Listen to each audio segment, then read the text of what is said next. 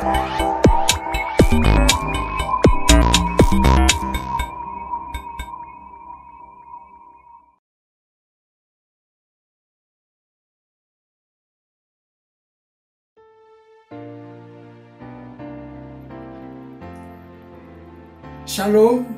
saudara-saudari yang dikasihi Kristus. Jumpa kita pada kesempatan ini dalam Renungan Harian GKI Kuitang. Hari ini Senin 11 Oktober 2021 bersama saya Pendeta Emeritus Arti Sembiring.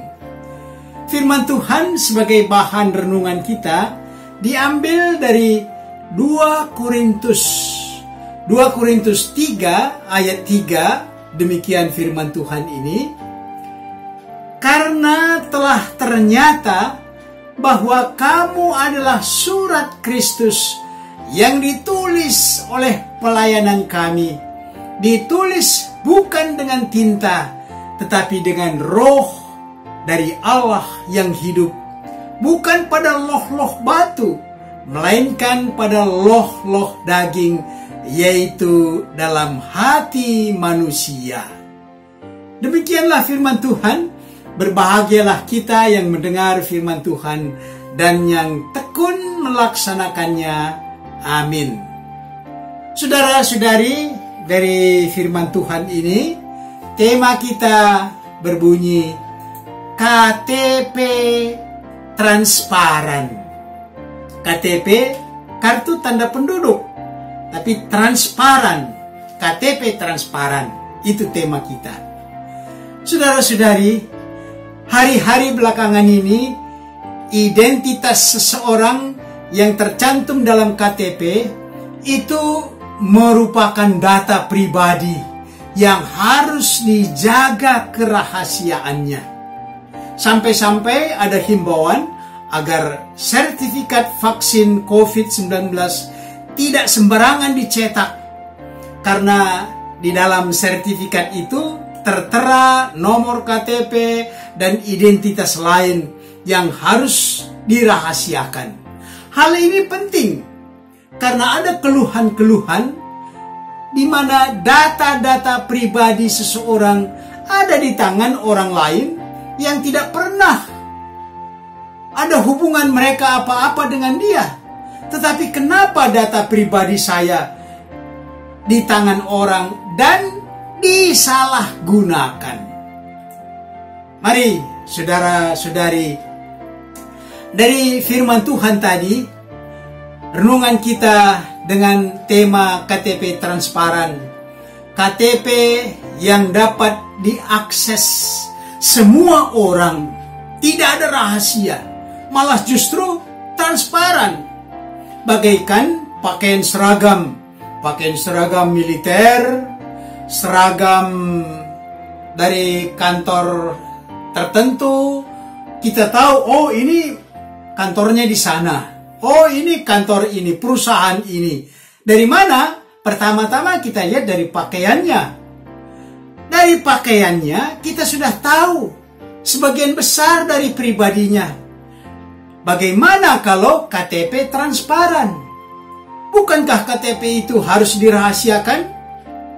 Saudara-saudari yang dikasihi Kristus, pengalaman kami pribadi, kira-kira pada awal tahun 1990, di mana mobil untuk pelayanan kami sebagai pendeta diganti baru. Saat itu diganti mobil kami itu dengan Toyota Super. Anak-anak saya masih SD, masih kecil, berkata, "Pak, kita beli mobil baru?" Saya bilang, "Bukan, ini mobil dikasih Pak Daud." Maksudnya pendeta Daud Palilu. Anak-anak kami memang akrab dengan beliau. Kemudian kami berdoa syukur untuk mobil itu, dan saya katakan kepada anak-anak saya, mobil ini untuk tugas gereja, hanya untuk tugas gereja. Karena itu, saudara-saudara, saya menambahkan suatu tulisan di kaca belakang mobil tulisan yang besar. Pada saat itu bersih dan saya tulis di sana GKI Kuitang Jakarta. Saudara-saudara, memang pada saat itu kami 4 orang pendeta GKI Kuitang, Pendeta Daud Palilu, Pendeta MJ Takain, saya, dan Pendeta Hendra Gosana. Masing-masing kami dilengkapi dengan mobil untuk pelayanan. Tapi pada saat itu oleh bendahara majelis jemaat, pemakaian mobil kami itu cukup dikontrol. Meteran kilometer dicatat. Lalu bon bensin, biaya tol, parkir. Pada tanggal cuti, kalau kita cuti, itu tidak dibayar oleh bendahara. Karena majelis, di rapat majelis mengatakan, kalau cuti, pakailah cuti. Karena itu dibutuhkan oleh pendeta. Cutilah. Dan untuk itu, pendeta mendapat uang cuti yang cukup. Cukup untuk semua biaya-biaya seperti itu. Saudara-saudari, pada satu malam, saya pulang dari rapat majelis jemaat di gereja Kuitang. Saya pulang naik mobil itu, sudah ada tulisan GKI Kuitang Jakarta di kaca belakang. Sampai di perapatan terminal Grogol. Ramai sekali. Karena pada saat itu, setelah jam 21, beca boleh masuk cari penumpang, boleh masuk jalan raya cari penumpang, dan ramai jalan itu. Tiba di perapatan itu, saya nabrak beca. Sangat jelas yang salah ialah tukang beca itu, karena dia nyerobot.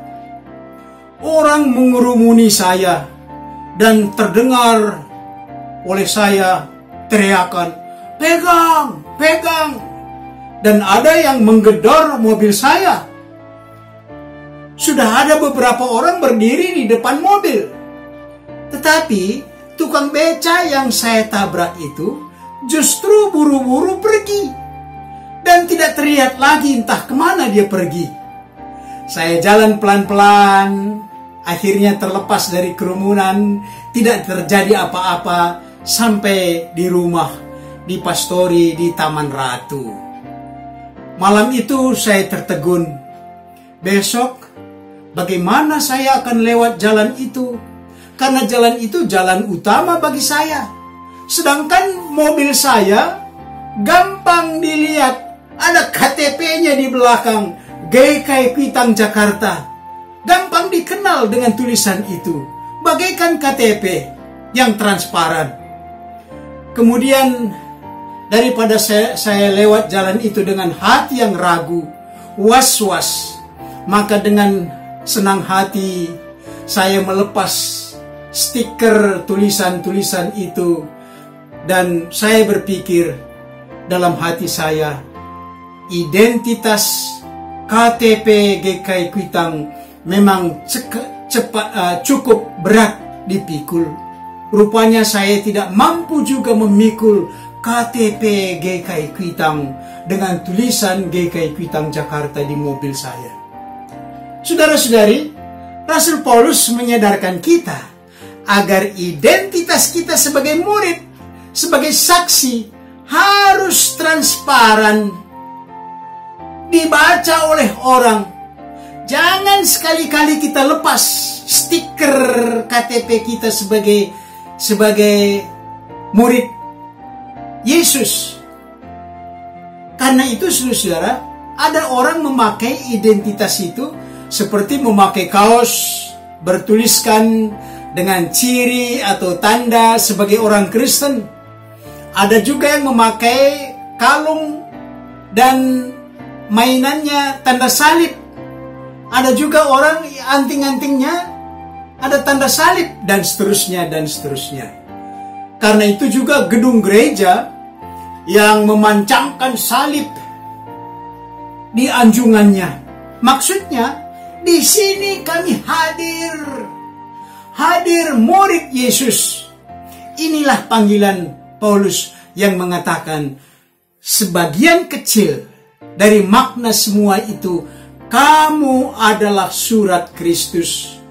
Memang bukan dengan tanda lahiriah seperti ini, tetapi melalui cara hidup kita.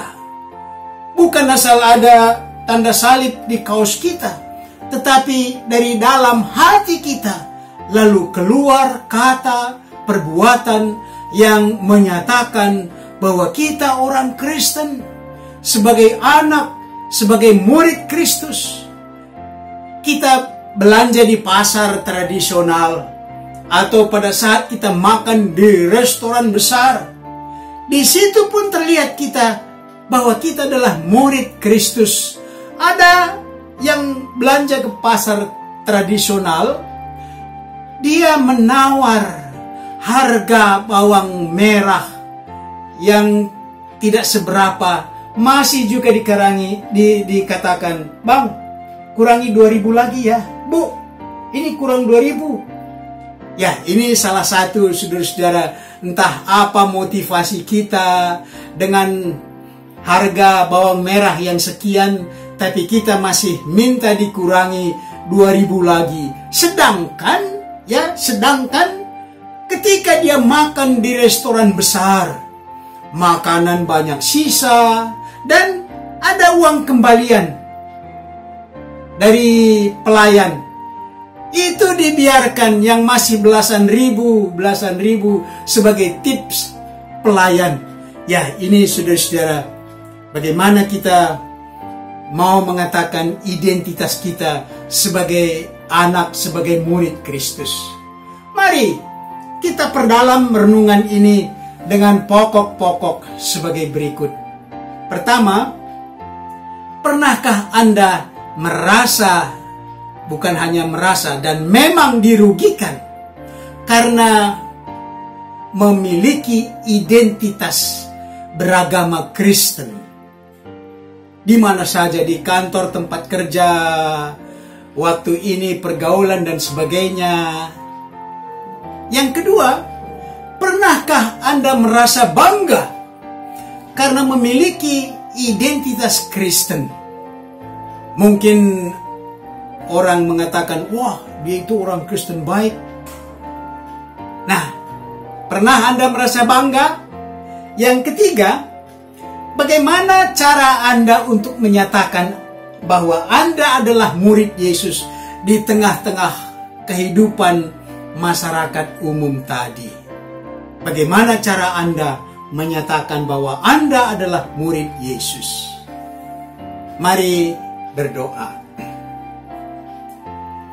Bapa kami yang di sorga, Tuhan menghendaki agar kami nyata berbeda dengan orang yang belum terima Yesus.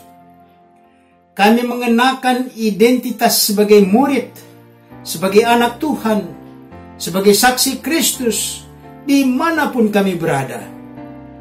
Kami mohon, ya Tuhan, mampukan kami memakai baju iman, agar orang tahu kami murid Kristus. Karena tidak jarang kami sebagai murid Kristus mengalami kesulitan karena dibenci, dikucilkan oleh dunia. Tetapi Kristus tetap mengasihi kami. Ya Roh Kudus, Engkau pembela kami, sehingga kami tetap berusaha dan bersuka cita menjadi murid Tuhan yang setia. Dengarkan doa kami ini dalam nama Tuhan Yesus. Amin.